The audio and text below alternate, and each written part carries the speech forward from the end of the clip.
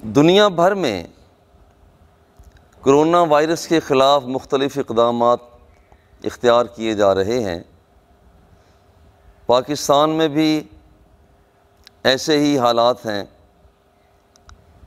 گزشتہ کل صدر پاکستان عارف علوی صاحب کی قیادت میں علماء ذی وقار علماء دین کا ایک اجلاس ہوا۔ جائزہ لیا گیا کہ کچھ ایسے اقدامات لیے جائیں جس میں کرونا وائرس کا مقابلہ بھی کیا جا سکے، معیشت کی بچت کے ساتھ ساتھ اسلامی اقدار کا تحفظ بھی جاری رکھا جا سکے۔ اس کے لیے 20 نکاتی ایک ایجنڈا سامنے آیا، فیصلہ طے ہوا، جس میں سے ایک بات یہ ذکر کی گئی ہے کہ مساجد کے اندر نماز تراویح یہ روکی نہ جائے، البتہ مناسب فاصلہ اختیار کیا جائے۔ ایسے ایک آدمی سے دوسرے آدمی کے درمیان سے تقریباً درمیان میں 2 آدمیوں کا فاصلہ رکھا جائے۔ اسی طرح سے پیچھے بھی صف بندی میں بھی ایسا ہی کیا جائے۔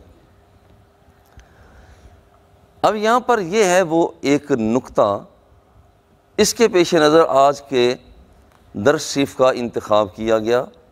صف بندی کی اہمیت کیا ہے، اسلام اس پر زور کیا دیتا ہے۔ نمبر 2، اس کی استثنائی صورتیں وہ کون سی ہیں؟ کیا کسی وقت صف بندی کے خلاف بھی کیا جا سکتا ہے، یا ہمیشہ اسی بات پر زور دیا جائے کہ نہیں صف بندی کو تو لازمی ہی پکڑا جائے؟ یہ آج کے درس حدیث شریف کا عنوان ہے۔ تو سب سے پہلے تو جو حضور علیہ الصلاۃ والتسلیم نے صف بندی کی اہمیت کا اظہار کیا، اس کا ذکر کیا جا رہا ہے۔ حضرت انس بن مالک رضی اللہ تعالی عنہ اس کے راوی ہیں۔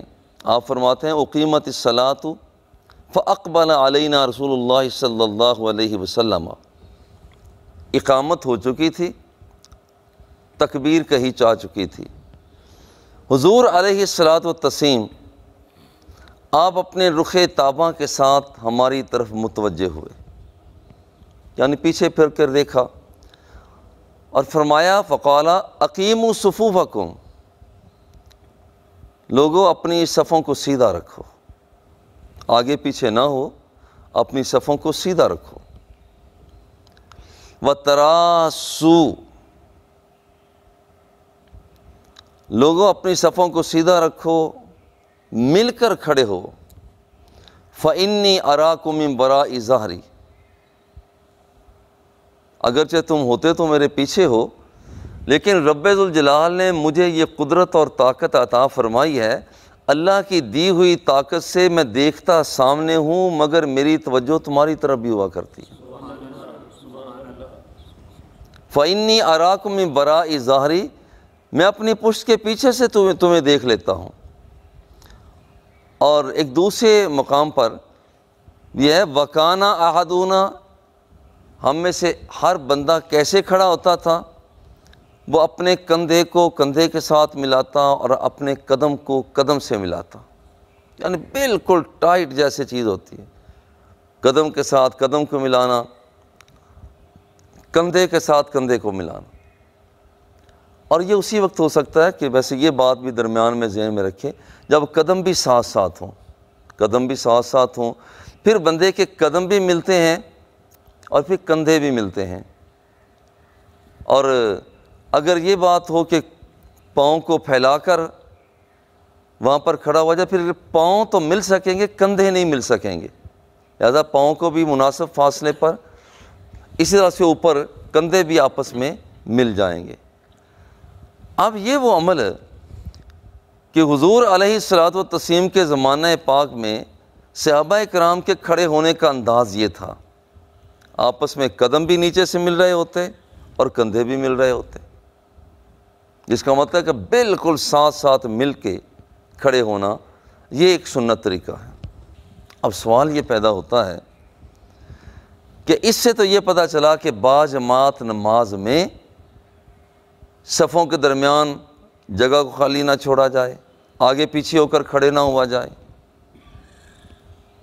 اور دوسری طرف مشاہدات سے، تجربات سے اور ڈاکٹری رپورٹ کے مطابق وہ یہ پتہ چلتا ہے کہ مناسب فاصلہ رکھنا بھی ضروری ہے، ہاتھ نہ ملایا جائے، گلے نہ کسی کو لگایا جائے، کیونکہ یہ جراثیم جلدی سے اثر انداز ہوتا ہے۔ اور پھر اس کے یہ بھی بات بھی ہے کہ حفظان صحت کے لیے فاصلہ کو اختیار کرنا ضروری قرار دیا گیا ہے۔ اور پھر یہ بھی پتہ چلتا ہے کہ یہ وائرس جب جسم پر پڑتا ہے تو کئی دنوں تک اس کی علامتیں بھی ظاہر نہیں ہوتی، پتہ بھی نہیں چلتا۔ اب یہ ساری چیزیں مل رہی ہیں۔ نمبر ایک کہ وہاں پر قانون اسلامی کے مطابق صفوں کو برابر رکھو، درمیان میں فاصلہ نہ چھوڑو، اور اطباء کے مطابق یعنی ڈاکٹروں کے مطابق وہاں یہ ہے کہ مناسب فاصلہ رکھنا ضروری ہے۔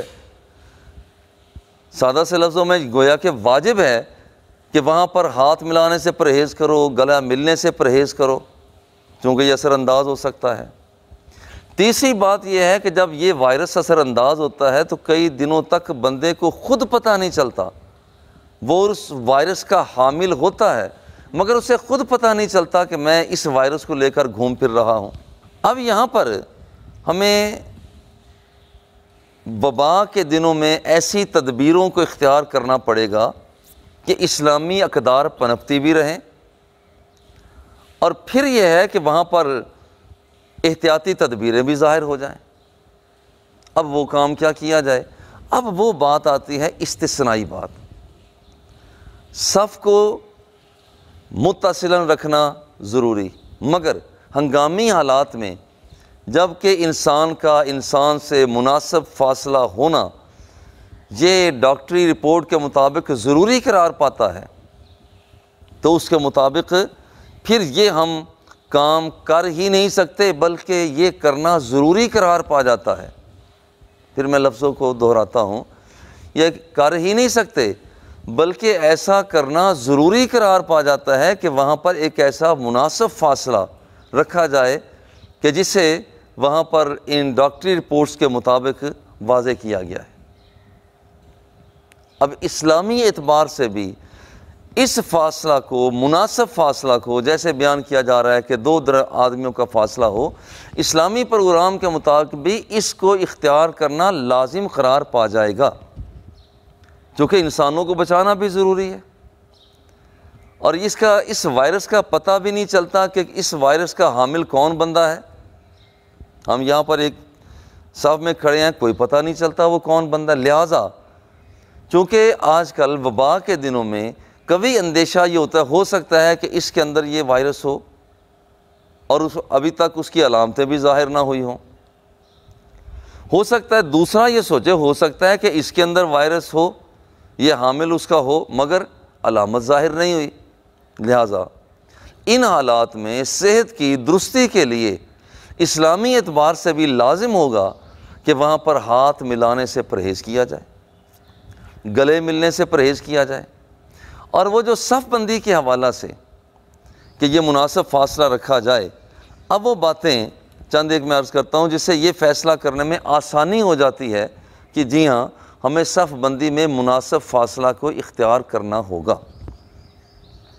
مثلا دیکھیے، کچھ چیزیں ممنوع ہوتی ہیں مگر وہ فوراً جائز ہو جاتی ہیں۔ مثلا دیکھیے، کسی کے گھر میں از خود جانا، قرآن مقدس میں حکم ہے کہ خبردار لوگوں کے گھروں میں تانکا جھانکی نہ لگاؤ، اجازت کے بغیر گھروں میں داخل نہ ہو۔ بھئی یہاں پر کسی کے گھر میں داخل ہونا ممنوع ہے، اور یہ پیش نظر رہے کہ صف بندی میں جگہ کو چھوڑ کر کھڑے ہونا ممنوع ہے۔ یہ ذرا آسانی رہ جائے گی۔ کسی کے گھر میں اجازت کے بغیر داخل ہونا منع ہے، مگر کبھی ایسا ہوتا ہے کہ آپ کے پیچھے کوئی ایسا موذی جانور لگ گیا، کوئی شیر لگ گیا، کوئی خونخوار بھیڑیا لگ گیا، آگے گھر موجود ہے، اور وہاں پر ان کے دروازے پر پردہ بھی لٹکا ہوا ہے، اور ادھر قرآن مقدس فرماتا ہے خبردار کسی کے گھر میں اجازت کے بغیر مت جاؤ۔ حدیث پاک میں آتا ہے یہاں تک کہ تم جھانک نہیں سکتے ہو۔ اگر کسی نے کسی کے گھر میں جھروکوں سے، جسے ہم چیتے کہتے ہیں، دروازے کے جھروکوں سے جھانکا، تانکا جھانکی کی، اور اس آدمی نے آگے سے تیر مار کے اس کی آنکھ کو پھوڑ دیا، زخمی نہیں کیا، آنکھ اس کی ضائع کر دی، حضور فرماتے ہیں کہ یہ خون بھی رائگاں چلا جائے گا۔ اس نے اس کے گھر میں تانکا جھانکی کیوں کی ہے؟ ایک آنکھ تانکا جھانکی کرے تو وہاں پر اگر سامنے گھر والا اس کا نقصان کر دیتا ہے تو اسلام اس کی بھی اجازت دیتا ہے۔ تو ظاہر ہے کہ پھر کسی کا وہ پورے کے پورے جسمانی اعتبار سے کسی کے گھر پہ چلے جانا اسلام کیسے برداشت کرے گا؟ مگر چونکہ خونخوار جانور پیچھے لگا ہوا ہے، اگر کسی کے گھر میں یہ بندہ داخل نہ ہوا تو عضو تلف ہونے کا خطرہ ہے، جان جانے کا خطرہ ہے۔ جو چیز منع تھی اب یہ جائز ہو جاتی ہے، اس کے گھر میں جا سکتے ہو۔ بالکل اسی طرح سے صف بندی میں جگہ چھوڑ کے کھڑا ہونا منع ہے، لیکن جب عضو کے تلف ہونے کا خطرہ ہو، وائرس کی وجہ سے بندے کی جان جانے کا خطرہ ہو، بیمار پڑ جانے کا اندیشہ قوی ہو، تو ایسے حالات میں جگہ چھوڑ کر کھڑے ہونا، حالانکہ جگہ چھوڑ کر کھڑے ہونا ممنوع تھا، مگر شریعت اسلامیہ اس کی اجازت دے رہی۔ اسی طرح سے وضو کے لیے پانی کا استعمال اگر نقصان دیتا ہو، اور یہ کبھی اندیشہ ہو کہ یہ اگر پانی کا استعمال کیا تو یہ تو نقصان ہو جائے گا، شریعت اسلامیہ اس کے لیے اس کا متبادل حل ڈھونڈتی ہے، بتاتی ہے۔ وہ شریعت اسلامیہ بتاتی ہے کہ تم مسح کر لو، تم اس کے ساتھ تیمم کر لو، وہ ہاتھوں کو لگاؤ اور چہرے پر مسح کرو، ہاتھوں پر مسح کرو، بس اتنا کافی ہے۔ تو دیکھیے کہ یہاں پر ایک چیز منع تھی، منع کیا تھا؟ خبردار پانی کے تم نے چھوڑنا نہیں ہے، پانی کے ساتھ ہی وضو کرنا ہے، پانی سے وضو نہ کرنا یہ ممنوع تھا، مگر اب وہ جائز کیوں ہو گیا؟ کہ عضو کے تلف ہونے کا خطرہ ہے۔ خدا نخواستہ بندے کو پہلے نمونیا ہے، پانی کے ہاتھ لگانا تو اور زیادہ نقصان دہ ہو جائے گا، اجازت ہے، ریلیف ہوگی، اجازت مل گئی۔ بالکل اسی طرح سے اب یہ بندے کے لیے صف بندی کے اندر وہ ساتھ ساتھ مل کر کھڑے ہونا کہ پاؤں بھی ملے ہوں، کندھے بھی ملے ہوں، یہ ضروری ہوتا ہے، لیکن جب یہ اندیشہ ہو کہ بیماری آ سکتی ہے، عضو تلف ہو سکتا ہے، جان جا سکتی ہے، ایسے حالات میں مناسب فاصلے کو دینا شرعی طور پر جائز قرار پا جاتا ہے۔ دیکھیے یہاں پر حلال جانور کو ذبح کیا جاتا ہے، پھر اس کے بعد استعمال میں لایا جاتا ہے، کھایا جاتا ہے، لیکن اگر حلال جانور کو ذبح کیے بغیر کھانا حرام ہے۔ حالانکہ جانور حلال ہے، بکری ہے، بھیڑ ہے، دمبا ہے، گائے بھینس ہے، ذبح کرنا اس کو ضروری ہے، ذبح کیے بغیر کھانا حرام ہے۔ اور ذبح کیا جاتا ہے کہ یہاں پر گلے پر وہ چھری چلائی جاتی ہے، یہاں پر 4 رگیں ہوتی ہیں، حلقوم، مری، ودجان، ان میں سے اکثر کا کٹ جانا اس کے لیے کافی و وافی ہوتا ہے۔ لیکن اگر کوئی بندہ یہ دیکھتا ہے جانور پالا ہے وہ وحشی بن گیا، ہاتھ سے نکل گیا، انسان پکڑنے کی کوشش کرتے ہیں وہ پکڑا ہی نہیں جاتا، بالفرض آگے کنواں ہے، وہ جانور بھاگا جا رہا تھا، اسے پتہ نہ چلا، وہ کنویں میں گر گیا، منہ کے بل نیچے گرا۔ اب اسلام یہاں پر ایک اجازت دیتا ہے کہ جو جانور نیچے گر چکا ہے، اسے گائے ہے، بھینس ہے، تم اسے نکال تو سکتے نہیں، اوپر سے ہی تم تیر مار دو، اوپر سے تم گولی مار دو، وہ اس کے سرین پر، پٹ پر لگے گی، وہ اس کے پچھلے حصہ پر لگے گی، وہاں سے خون بہہ جائے گا۔ اگر یہ جانور اس کنویں کے اندر گرا منہ کے بل گرا، مر بھی جاتا ہے، تو شریعت اسلامیہ کہے گی کہ اس کا کھانا تمہارے لیے پھر بھی جائز ہوگا کہ تو نے اس کا ذبح اختیاری نہیں، ذبح اختیاری ہوتا ہے جب گلے پر، گردن پر چھری کو چلا کر ذبح کرنا، چلو ذبح اختیاری نہیں، ذبح اضطراری، کہ جسم کے کسی بھی حصہ پر تو نے زخم تو کر دیا، یہ جائز ہو جاتا ہے۔ حالانکہ ذبح کے بغیر جانور کو کھانا حرام ہے، ممنوع ہے، مگر دیکھیے کہ یہاں پر ذبح کے بغیر وہ جانور کی گردن پر چھری نہیں پھیری گئی، اس کے بغیر بھی وہ شرعی طور پر اس جانور کا کھانا جائز ہو رہا ہے۔ تو یہ ہنگامی حالت میں یہ کیفیت بن جاتی ہے۔ بالکل اسی طرح سے جیسے ایک طاقت والا آدمی اس کے لیے حکم ہے کہ کھڑے ہو کر نماز پڑھو، مگر وہ کھڑے ہو کر نماز نہیں پڑھ سکتا، وہ بیٹھ کر نماز پڑھ لیتا ہے، شرعی طور پر اس کے لیے یہ پروگرام جائز قرار پا جاتا ہے۔ طاقت کے باوجود بیٹھ کر نماز پڑھنا یہ ممنوع ہے، حرام ہے۔ کہ کھڑے ہو کر نماز پڑھ سکتے ہو تو بیٹھ کر کیوں پڑھتے ہو؟ لیکن تکلیف کی وجہ سے یہ بات جائز ہو گئی۔ جو کام ناجائز تھا وہ اس حالت میں جائز ہو رہا ہے۔ بالکل اسی طرح سے صف بندی کے اندر جو کام ناجائز تھا، درمیان میں جگہ چھوڑ کر کھڑے ہونا یہ ناجائز تھا، یہاں پر حضور علیہ الصلوۃ والتسلیم نے اس سے منع فرمایا، ممنوع عمل تھا۔ لیکن جس وقت جان کے اتلاف کا، جان کے تلف ہونے کا خطرہ ہو، وہاں پر اعضاء کا اس کے اندر مجروح ہونے کا خطرہ ہو، تو پھر صف بندی کو وہ فاصلے پر بھی کیا جا سکتا ہے۔ اس کی ایک آسانی کے ساتھ جو مثال سمجھ آنے والی ہے، جلدی سمجھ آ جاتی ہے، رشوت دینا حرام ہے، ناجائز ہے، لیکن اپنا کام صحیح کام نکلوانے کے لیے اس کے بغیر صحیح کام بھی نہیں ہو پا رہا، تو وہاں پر رشوت بھی جائز ہو جاتی ہے۔ حالانکہ اسلام تو ناجائز اسے کہتا ہے، تو اسلام اسی طرح سے یہ کہتا ہے ناجائز ہے کہ تم کھڑے ہو صف بندی کے اندر مگر فاصلے کے ساتھ کھڑے ہو، یہ ناجائز ہے، مگر ہنگامی حالات میں یہ جائز ہو جاتا ہے۔ دیکھیں آپ کے پاس ایک چیز ہی نہیں ہے، ہم جاتے ہیں ایک آدمی کے پاس، کہتے ہیں نا یہ سائی پر چیز بنوائی ہے، جی پیٹی سائی پر بنوائی ہے، ہم اسے مکا بھی کر لیتے ہیں، جناب یہاں پر ہم آپ کو 10,000 روپیہ دیں گے، مثال کے طور پر یہ 10,000 روپیہ دیں گے، وہ ڈبہ ہے، پیٹی ہے، چھوٹی چیز جو کچھ بھی ہے، وہ 10,000 روپے میں مکا ہو گیا۔ میاں یہاں پر حکم تو یہ ہے کہ ایک چیز ادھر ہو، سامنے جسے خریدا جا رہا ہے وہ بھی تو ہو، وہ تو ہے ہی نہیں۔ یہاں موچی کے پاس چلے جاتے ہیں، جناب ہم آپ سے سائی پر خصہ بنوا رہے ہیں، ہم آپ سے بوٹ بنوا رہے ہیں، جوتا بنوا رہے ہیں، لو جناب یہ اس کے 2,000 روپے اس کی سائی ہے۔ بھئی حکم یہ ہے کہ چیز جس وقت ادھر سے رقم ہے تو دوسری طرف مبیع یعنی جسے خریدا جا رہا ہے وہ بھی تو ہو، مگر وہ تو نہیں ہے، مگر اسے بھی اجازت دی گئی ہے۔ کیوں؟ اگر یہ اجازت نہ دی جائے تو لوگوں کے لیے بہت سارے حرج اور نقصان کا اندیشہ ہے۔ لوگ ہمارے دیکھیے جب یہ سال آتا ہے، سال کا آخر آتا ہے، جسے ہم وہ کال کا مہینہ کہتے ہیں، وہاں پر ابھی تک گندم ابھی تک ہوئی نہیں ہوتی، اور لوگ پھرتے ہیں کہ بھئی ہمیں آپ گندم دے دیں، جب ہماری گندم آئے گی تو آپ کو دے دیں گے اتنے۔ یہاں پر آپ یا جو ابھی ایسی بات نہیں ہے، بلکہ یوں ہے کہ جب گندم اگ آئے گی پیسے پہلے لے لو، اور گندم جب آئے گی تو پھر آپ وہ گندم آپ ہمیں دے دینا، حالانکہ گندم تو ابھی تک آئی نہیں، مگر اسلام اس کی اجازت دے رہتا ہے۔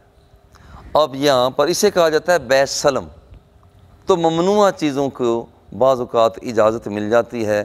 صف بندی میں جگہ چھوڑ کر کھڑے ہونا ممنوع ہے، مگر پاکستان کے اندر کرونا وائرس کے خلاف جو اقدامات لیے جا رہے ہیں، مستحسن اقدامات ہیں کہ وہاں پر انسانوں کو بھی بچانے کی کوشش کی جا رہی ہے، معیشت کو بھی بحال رکھنے کی کوشش کی جا رہی ہے، اور اسلامی اقدار آگے بڑھتی رہیں اس کی بھی کوشش کی جا رہی ہے، اور یہ بڑا مشکل کام ہے۔